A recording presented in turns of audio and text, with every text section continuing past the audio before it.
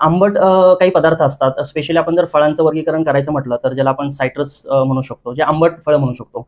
ज्या आंबट फळांमध्ये संत्री आहे, मोसंबी आहे, त्याच्यानंतर आपण काही टोमॅटो लाही त्याच्यात आपण वर्गीकरण करतो त्यामध्ये.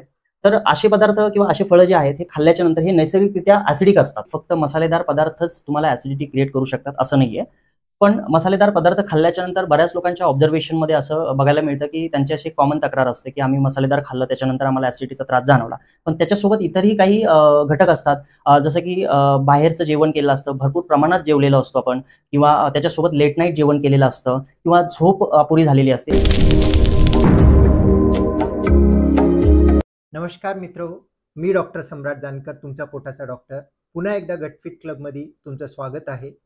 तरी मित्रांनो, आपले पहिले GRDचे दोन्ही व्हिडिओला भरपूर प्रतिसाद भेटला, भरपूर व्ह्यूअरशिप भेटलं, त्याबद्दल मनपूर्वक धन्यवाद. GRD मध्ये जसं मेडिसिन सर्जरी आहे तसंच डाएट हा खूप महत्त्वाचा भाग आहे.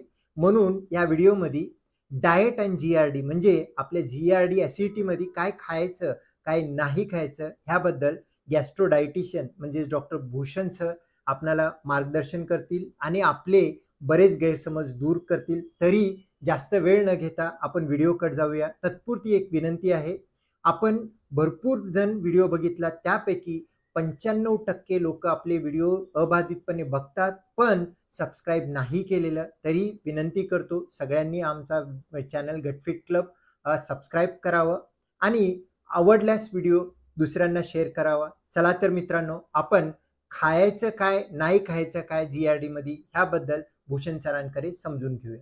आज आपण GRD आणि डाएट म्हणजे आपली ऍसिडिटी आम्लपित्त जो आहे ह्या आजारामध्ये जवळपास गॅस्ट्रोएंटरोलॉजिस्ट किंवा GI सर्जन म्हणून आम्ही जे काही बघतो पेशंट, 90% पेशंट मधला सर्वात महत्त्वाचा ट्रीटमेंट म्हणजे GRD मध्ये तुमचा आहार आणि तुमची जीवनशैली. आणि उरलेले 9% पेशंटमध्ये गोळ्या औषधचा रोल येतो आणि 1% हा पेशंटमध्ये सर्जरीचा रोल येतो. तर आपण पहिले 2 व्हिडिओमध्ये बघितलेलं आहे. तर GRD म्हणजे नेमकं काय, त्याच्यामध्ये गोळ्या औषध काय, त्याबद्दल डॉक्टर विक्रांत सरांनी बरंच आपल्याला माहिती दिलं. त्यानंतर GRD मध्ये सर्जरी कशी करायची, कधी करतात, त्याबद्दल निखिल जिलेवार सरांनी माहिती दिलं. तर आज आपण गॅस्ट्रोडायटिशियन म्हणजे पोटाच्या पचन संस्थेसाठी डाएट काय घ्यायला पाहिजे ह्याचे जे स्पेशलिस्ट आहेत भूषण केळकर सर आहेत, त्यांना आपण GRD ह्या आजारामध्ये आहार काय घ्यावं काय नाही घ्यावं त्याचं सायंटिफिक थॉट प्रोसेस काय हे समजण्याकरता बोलवलेलं आहे. भूषण सर, आता तुमच्या हेतूनं GRD म्हणजे नेमकं काय म्हणता तुम्ही?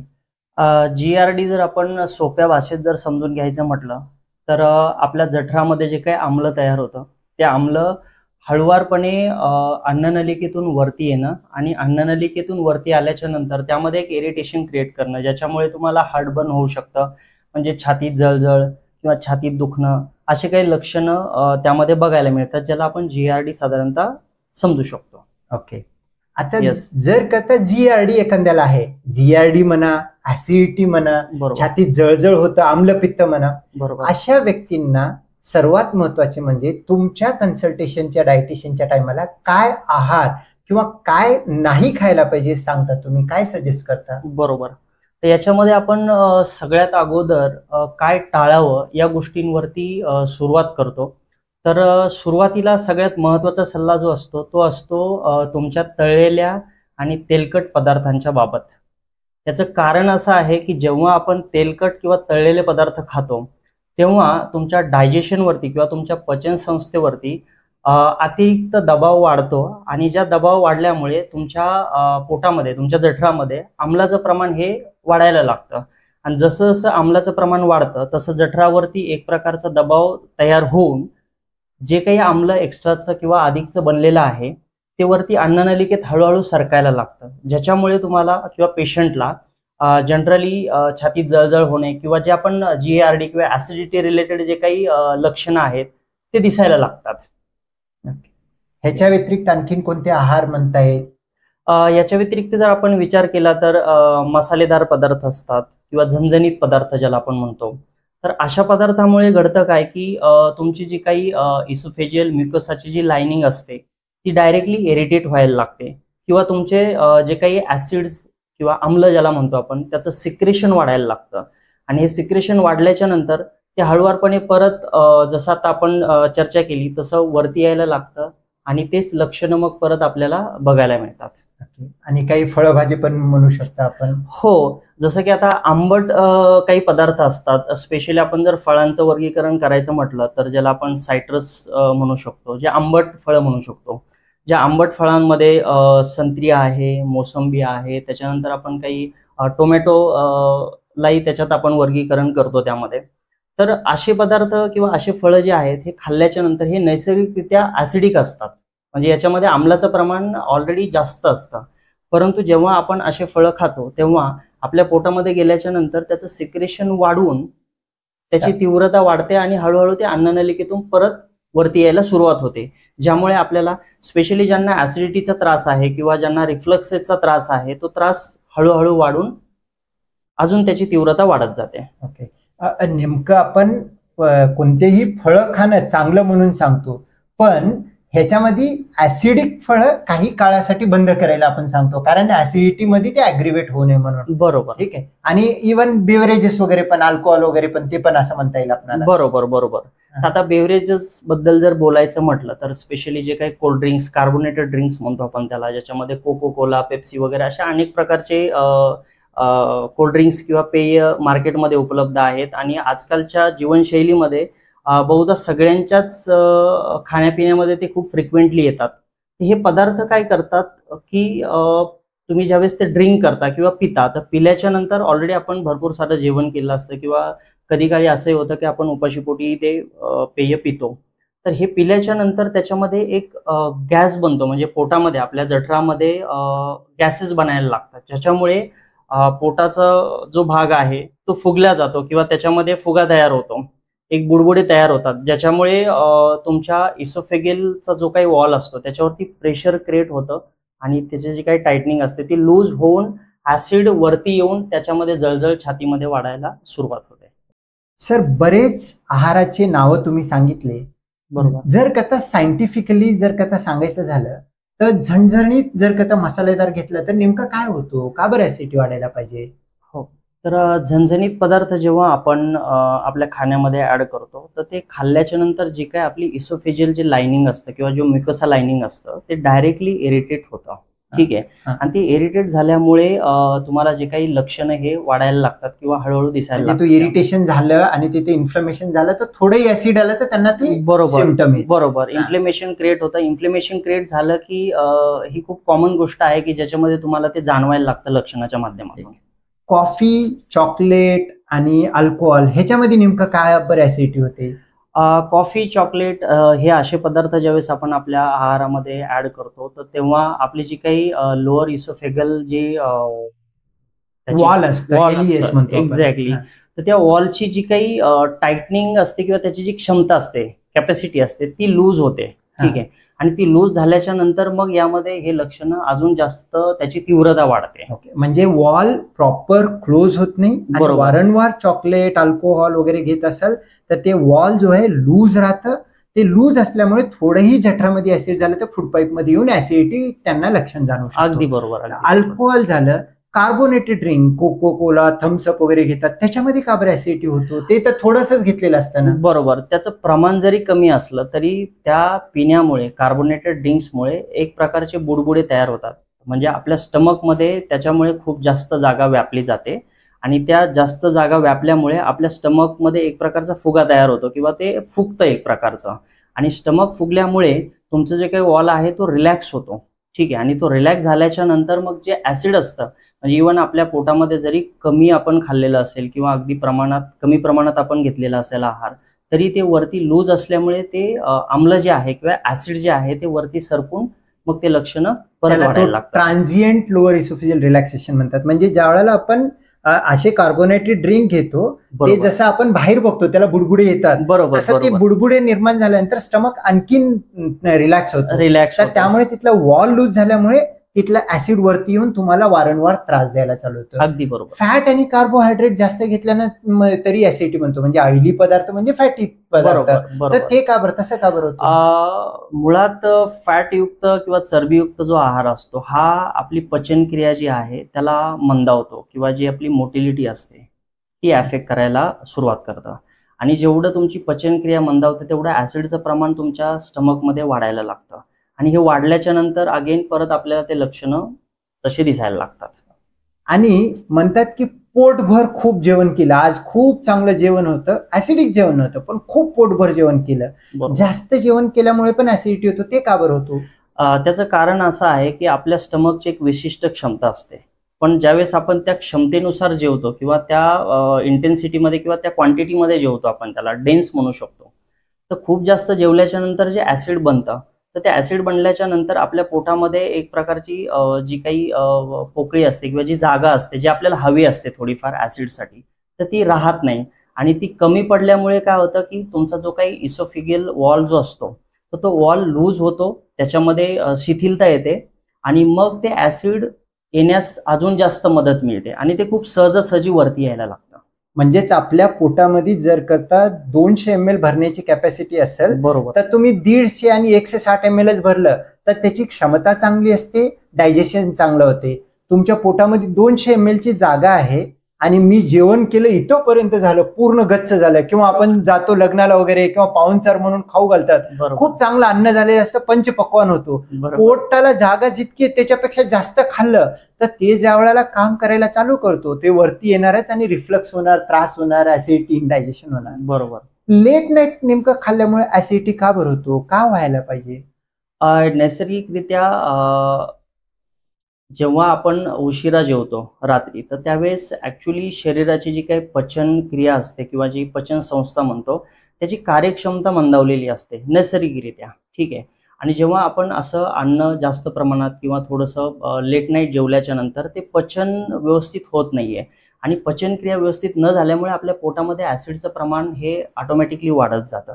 आणि जसं ऍसिडिटीचं प्रमाण किंवा आम्लाचं प्रमाण वाढत जातं तसं हळूहळू ते ऑफकोर्स आपण जेवल्यानंतर लगेच कधी कधी झोपण्याचा प्रयत्न करतो किंवा आपण आराम करण्याचा प्रयत्न करतो, तर तिकडे अन्न व्यवस्थित पचन होत नाही आणि मग ते रिफ्लक्सेस व्हायला सुरुवात होते. तेच जठरामध्ये जो पहिल्या 2 घंट्यामध्ये डायजेस्ट होऊन खाली जायचं, त्या पहिल्या 2 घंट्यामध्ये तुमच्याकडे पचन क्रिया चालू आहे, त्यावेळेला तुम्ही जर झोपलेला असाल तर वॉल लूज राहतो आणि वरती पण येऊ शकतो. बरोबर, अगदी बरोबर. भूषण सर, आता आपण बघितलं काय खाल्ल्याने ऍसिडिटी होते आणि कोणत्या पदार्थामुळे ऍसिडिटी का बरं होते हे समजलं. बरोबर. पण आता काय खाल्ल्यानं होते हे कळालं, पण काय खायला हवं त्यामुळे ऍसिडिटी कमी राहील असे काही पदार्थ सांगू शकता का, जेणेकरून दैनंदिन जीवनामध्ये त्यांना ते वापरता येतील, त्यामुळे त्यांना आम्लपित्ताचा पण जास्त त्रास होणार नाही? तुम्ही काय तुमच्या पेशंटला सांगता ते सांगू शकाल का? नक्कीच.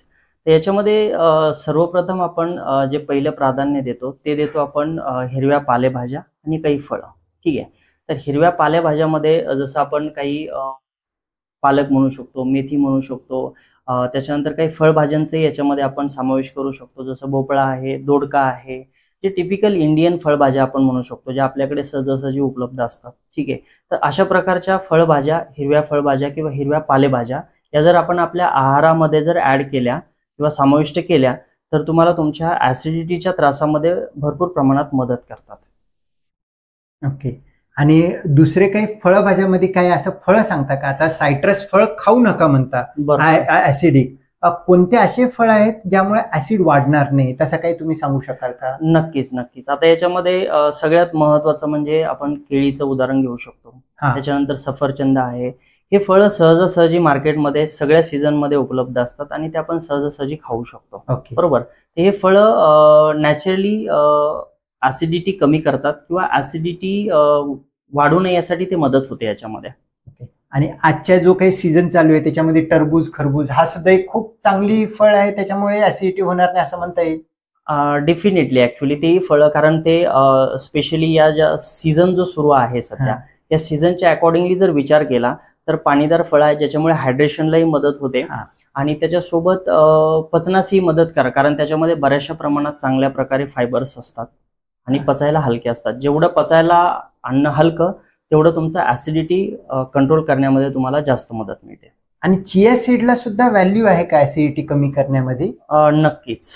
कसं नेमकं व्हॅल्युएबल असतो चिया सीड? आपण सांगतो थोडंसं चिया सीड तुम्ही भिजवून ठेवा, रात्री सकाळी घ्या आणि घ्या म्हणून आपण सांगतो पेशंटला, पण नेमकं डायटिशियन दृष्टिकोनातून चिया सीडमुळे तुम्हाला ऍसिडिटी कमी करण्यामध्ये किंवा कॉन्स्टिपेशन कमी करण्यामध्ये कसं मदत होतो?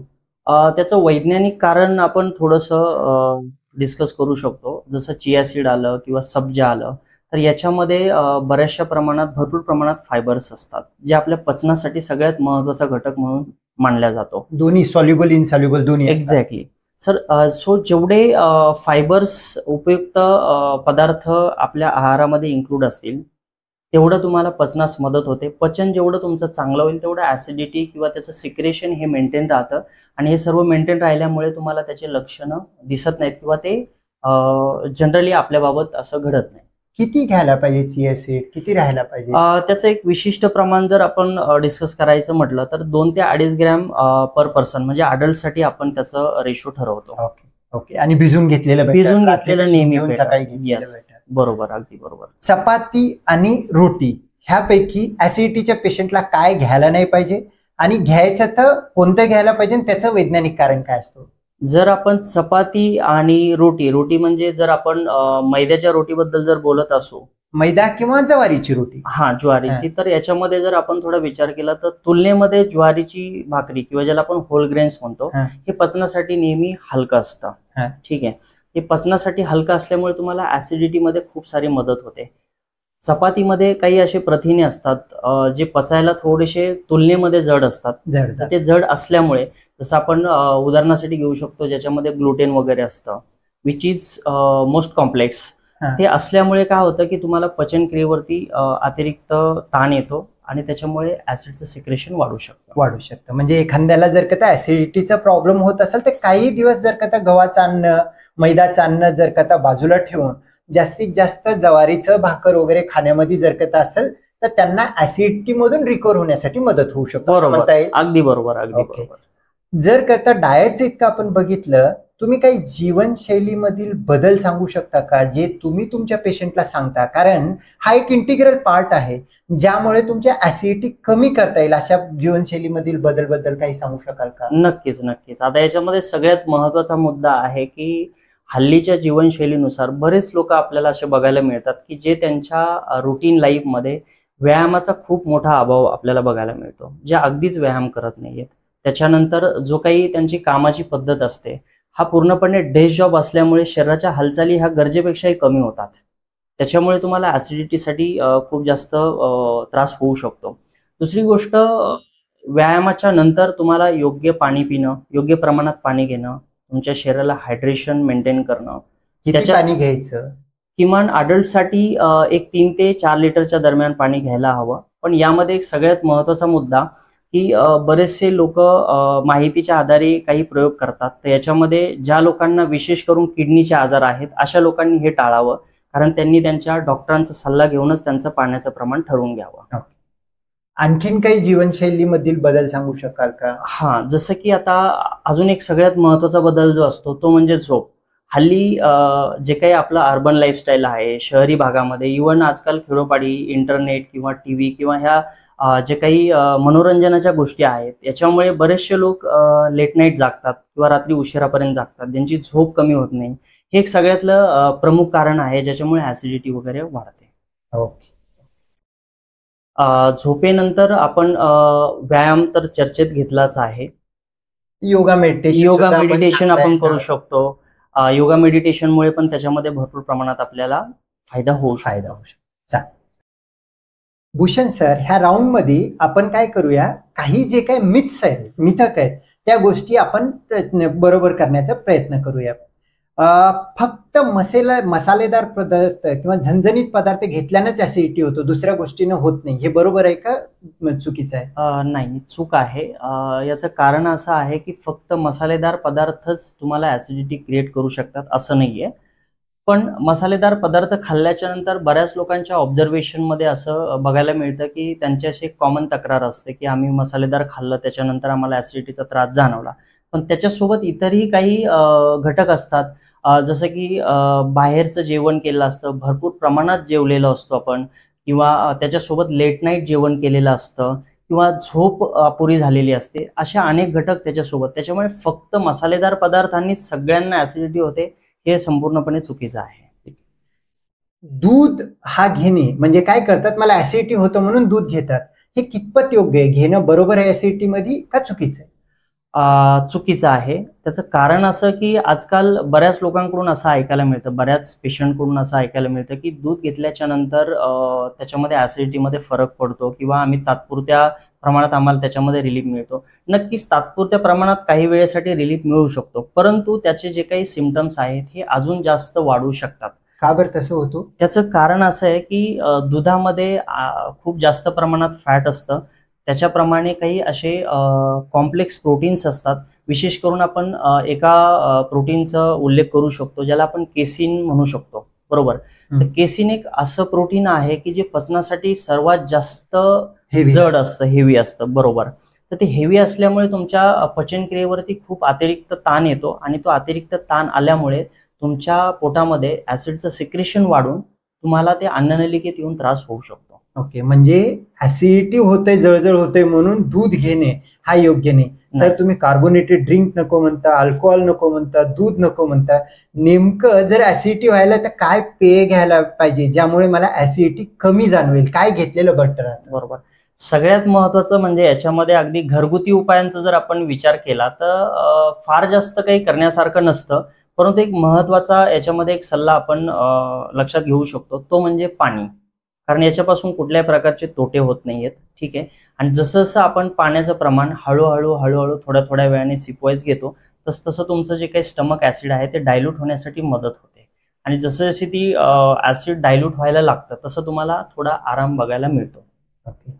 ऍसिडिटीच्या पेशंटमध्ये आहार बदलून सर्व काही ऍसिडिटी बंद करता येतं असं एक समज आहे, हे बरोबर आहे का चुकीचं आहे? अगदी चुकीचं आहे, असं मुळीच नाहीये. कारण फक्त आहारात बदल करणं हा एकमेव पर्याय असू शकत नाहीये. कारण बऱ्याचशा पेशंटमध्ये हे बघणं खूप गरजेचं आहे की त्यांचे कारण शोधणं खूप महत्वाचं असतं. त्यासाठी प्रॉपर पोटाच्या डॉक्टरांचा सल्ला घेणं खूप आवश्यक आहे. त्याचे जे काही सर्व कारणं आहेत ते कारणं शोधणं खूप महत्वाचं आहे. आणि डाएट किंवा आहारामध्ये बदल हे नक्कीच काही प्रमाणात मदत करू शकतं, पण 100% तो उपाय असू शकत नाही.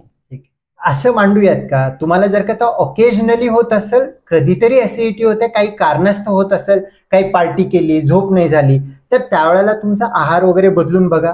पण तुम्हाला वारंवार होत असेल, गोळ्या घेण्याची गरज पडत असेल, त्या पेशंटनी आहारात बदल करून मी ऍसिडिटी बरी करतो म्हणून घरी बसून राहण्यात काही तथ्य नाही. तुमच्या जवळपास असलेल्या पचन संस्थेचे जे स्पेशलिस्ट आहे, गॅस्ट्रोएंट्रोलॉजिस्ट आहे, त्यांना दाखवून तुम्ही चांगलं होऊ शकता. अगदी बरोबर. केवळ आम्लयुक्त म्हणजे ऍसिडिक फूड घेतल्यानेच ऍसिडिटी होते, दुसरे कोणतेही फ्रुट्स किंवा फूड घेतल्याने होत नाही, असं बरोबर आहे का चुकीचं आहे? नाही, चुकीचं आहे. फक्त ऍसिडिक फूड खाल्ल्याच्या नंतरच ऍसिडिटी होते असं काही नाही, की त्याच्यासोबत अनेक फॅक्टर, जसं आता आपण या अगोदर डिस्कस केलेलं आहे किंवा चर्चा केलेली आहे, त्याच्यामध्ये आपण काही गोष्टी नमूद केल्या, जसं की तुमची अपुरी झोप आहे, किंवा तुम्ही ओव्हर इटिंग केलेलं आहे, गरजेपेक्षा जास्त खाल्लेलं आहे, तुम्ही व्यायाम करत नाहीयेत, पाण्याचं प्रमाण तुमच्या याच्यामध्ये कमी आहे. सो अशा अनेक घटक त्याच्यासोबत आहेत. ओके. जीआरडी हा आजार वयोवृद्ध लोकांचा म्हणजे वयस्कर लोकांचाच आहे, दुसऱ्यांमध्ये होत नाही, यंगस्टरमध्ये होत नाही, असे एक समज आहे. हे कितपत बरोबर आहे सर? हे पूर्णपणे चुकीचं आहे. कारण जीआरडी हा जो आजार आहे किंवा हा जो त्रास आहे हा आपल्याला सर्व वयोगटामध्ये आजकाल बघायला मिळतो. त्याचं कारण आहे आपली जीवनशैली. आपल्या लाईफस्टाईलमध्ये बरेचसे लोक जे आहेत, म्हणजे अगदी कमी वयात असलेले 15-20 वर्षाचे मुलं, त्यांचेही लाईफस्टाईलमुळे किंवा त्यांचं बिघडलेलं जे काही रुटीन असतं, उशिरा झोपणं, उशिरा उठणं, त्याच्यानंतर अवेळी जेवण करणं, पाण्याचं प्रमाण कमी असणं, त्याच्यानंतर ताणतणाव, अशा अनेक गोष्टी आहेत ज्या याच्यामध्ये. स्मोकिंग, अल्कोहोल पण खूप कॉमन झालेलं आहे. अगदी. आणि 500 मीटरच्या आता इथून आपण चालत जर का गेलं तर प्रत्येक 500 मीटरला खाऊ गल्ली आहे जिथे सगळं काही भेटत राहते त्या गोष्टींचं. बरोबर. हे तर सर्वात महत्वाचं कारण आहे आजकाल. कारण बाहेर खाण्याचा जो कल आहे तो खूप जास्त वाढलेला आहे लोकांचा.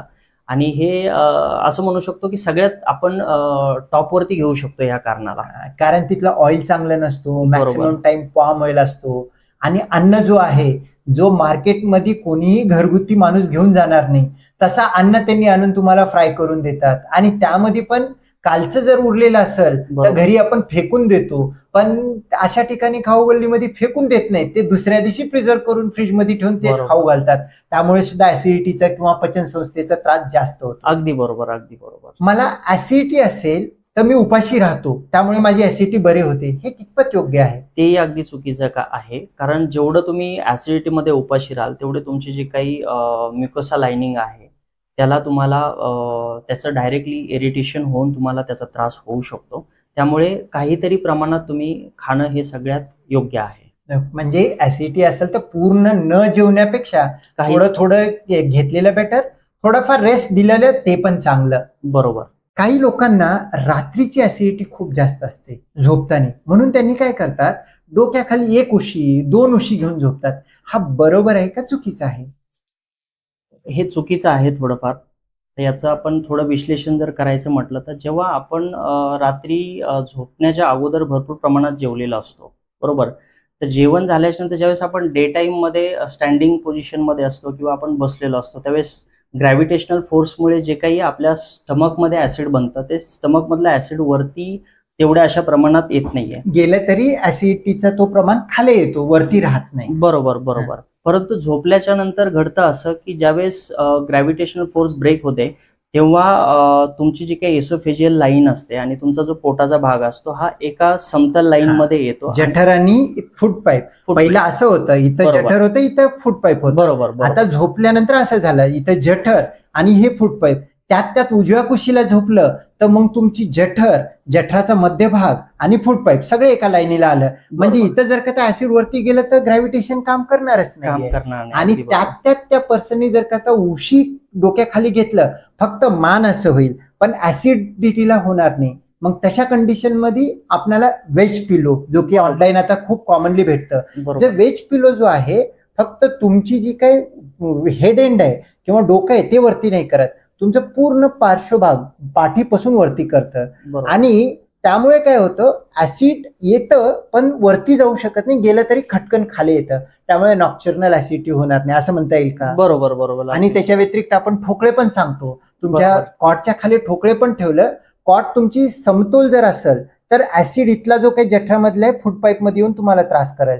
पण जर का कॉट एंडच असं करून झोपलेलं असेल तुम्ही, तर इथला ऍसिड इथं येणार नाही, आलं तरी थोड्याच वेळात खाली एक्सपोजर होऊन खाली येऊन जाईल, जेणेकरून रात्रीची जी काही ऍसिडिटी तुम्हाला होणार आहे आणि त्यामुळे तुम्हाला जो काही इसोफेगस वरती त्रास होणार आहे त्याचा प्रमाण नक्कीच कमी होईल असं म्हणता येईल का? अगदी बरोबर. एखादा व्यक्ती आहे 30-40 वर्षाचा, तुमच्याजवळ ऍसिडिटीसाठी एकदा मला दाखवला गॅस्ट्रोएंटरोलॉजिस्ट म्हणून, पोटाचा डॉक्टर म्हणून, त्याची ट्रीटमेंट त्यांनी घेतली, पण त्याला आणखीन गोळ्या औषध चालू आहे, त्यामध्ये त्याला लॉंग टर्म ऍसिडिटीचं सोल्युशन करायचं म्हणून तुमच्याजवळ येतो.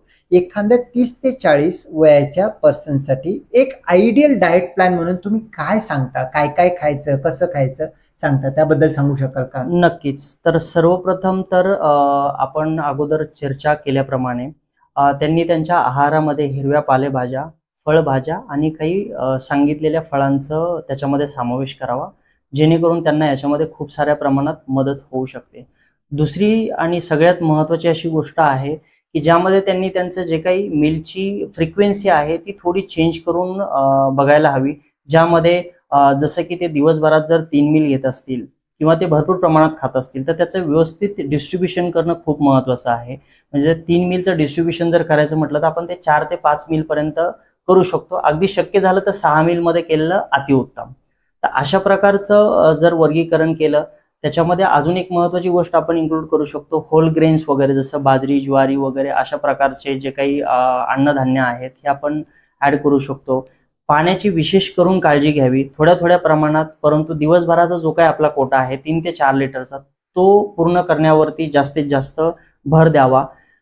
त्याच्यानंतर विशेष करून रात्री जेवत असताना जे पचनास जड असणारे जे अन्न आहे, जसं आपण चर्चा केली तळलेले पदार्थ, अगदी बरोबर, तळलेले पदार्थ असतात किंवा जे खूप जास्त नॉनव्हेजचं प्रमाण आपण म्हणू शकतो खूपच जास्त प्रमाणात, ते थोडंसं टाळावं आणि अगदी कमी प्रमाणात किंवा पोटाला तुमच्या सहन होईल अशा योग्य प्रमाणातच आपण ते घेतलेलं जितकं भूक आहे त्याच्या कमी खाल्लेलं थोडंफार, अगदी 5% जरी तुम्ही भूक राखून जेवलात तरी ते तुमच्यासाठी फायदेशीर ठरू शकतं.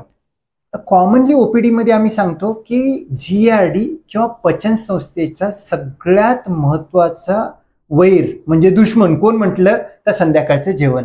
जर संध्याकाळचं जेवण चांगलं करून तुमची ऍसिडिटी किंवा पचन संस्था चांगली ठेवायची असेल, त्या पेशंटला तुमचे डायटिशियन म्हणून काय तुम्ही सांगता, काय सल्ला देता? रात्रीच्या जेवणात सर्वात महत्वाचा बदल म्हणजे जसं आपण चर्चा केली तसं अगदी कमी प्रमाणात खाणं. ठीक आहे.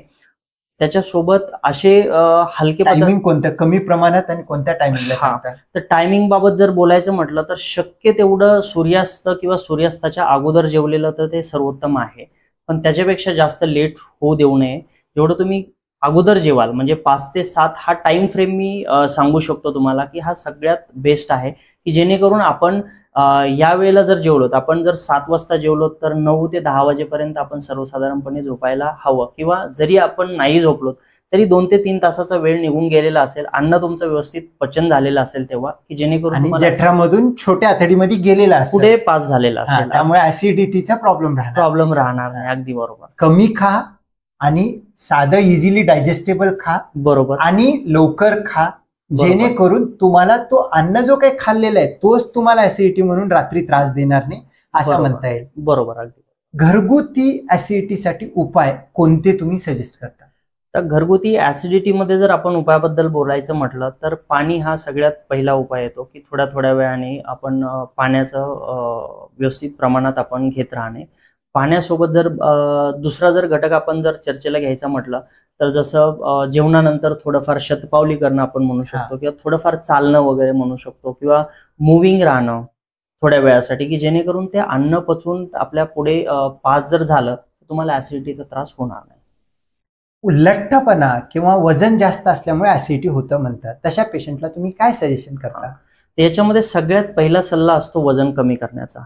याचं कारण असं आहे की ज्यावेळेस तुमच्या शरीरावरती अतिरिक्त चरबी असते, त्या चरबीचा जो काही अतिरिक्त भार असतो तो तुमच्या पोटावरती कायमस्वरूपी तुम्हाला जाणवत असतो. 24/7 तुम्ही बसलेला असाल तरी तो तुमच्या याच्यावरती अतिरिक्त भार असतो, आणि तुम्ही झोपेत असताना तो अजून जास्त वाढतो.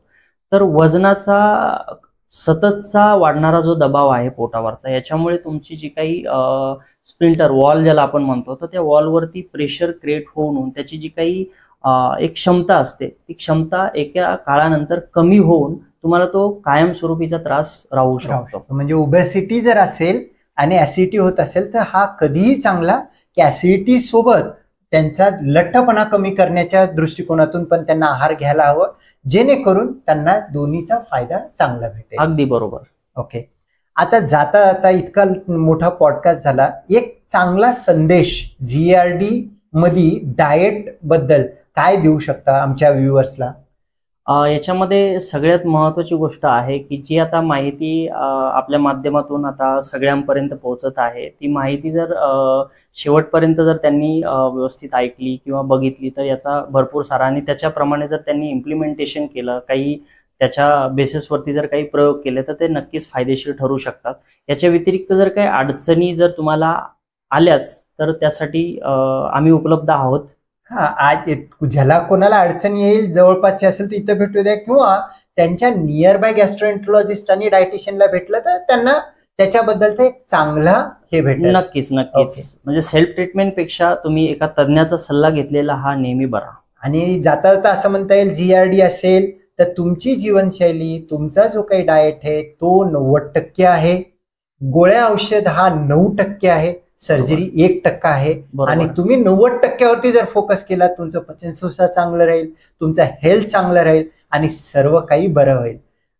भूषण सर, आम्ही प्रत्येक पॉडकास्टच्या एंडला सांगतो, जे कोणी एंड पर्यंत बघितलेलं आहे तुम्ही काहीतरी एक वर्ड टाईप करा, जेणेकरून आपल्याला कळेल की हे श्रोत्यांनी पूर्ण बघितलेलं आहे. तसं एक वर्ड सजेस्ट करू शकता का जीआरडी म्हणायचं का डाएट म्हणायचं? डाएट म्हणून टाकलं तर आपल्याला कळून जाईल. येस, डाएट हा सगळ्यात बेस्ट आहे. जीआरडी डाएट किंवा डाएट असं आपण म्हणू शकतो. तुम्ही जर का हा पॉडकास्ट तुमच्या मोबाईलमध्ये अखेरपर्यंत बघितला असेल तर कमेंट बॉक्समध्ये जीआरडी डाएट किंवा डाएट इतकं जरी लिहिलं तर आम्हाला सुद्धा कळेल.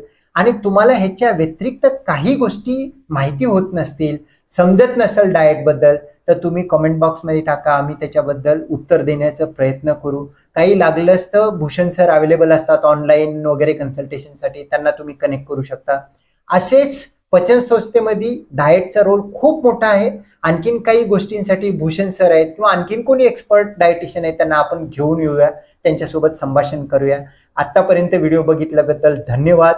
आणि आमचा हा गटफिट क्लब चॅनल तुम्ही सबस्क्राईब करा, लाईक करा, शेअर करा. भूषण सर, आज तुम्ही पण वेळ देऊन हे पूर्ण माहिती दिल्याबद्दल तुमचा सुद्धा मनपूर्वक धन्यवाद. Thank you so much for inviting me. Thank you. पूर्ण व्हिडिओ बघितल्याबद्दल मनपूर्वक धन्यवाद. मित्रांनो, हा व्हिडिओ आवडला असेल तर आमचं चॅनल गटफिट क्लब सबस्क्राईब करा. आणि हा व्हिडिओ GERD ॲसिडिटीचा त्रास असलेले तुमचे जे कोणी ओळखीचे आहेत, मित्र आहेत, मित्रपरिवार आहे, त्यांना पाठवून द्या. म्हणजे जास्तीत जास्त लोकांना ह्याची सायंटिफिक वैज्ञानिक माहिती भेटेल आणि त्यामुळे त्यांना त्यांच्या जीवनशैलीमध्ये, त्यांच्या आहारामध्ये बदल करून GERD ॲसिडिटीपासून दूर राहता येईल आणि त्यांना हे भरपूर फायदेशीर ठरेल. तरी मित्रांनो, आमचा चॅनल सबस्क्राईब करा, म्हणजेच आमचे येणारे व्हिडिओ तुम्हाला अबाधितपणे पोहोचतील, बघायला भेटतील. धन्यवाद.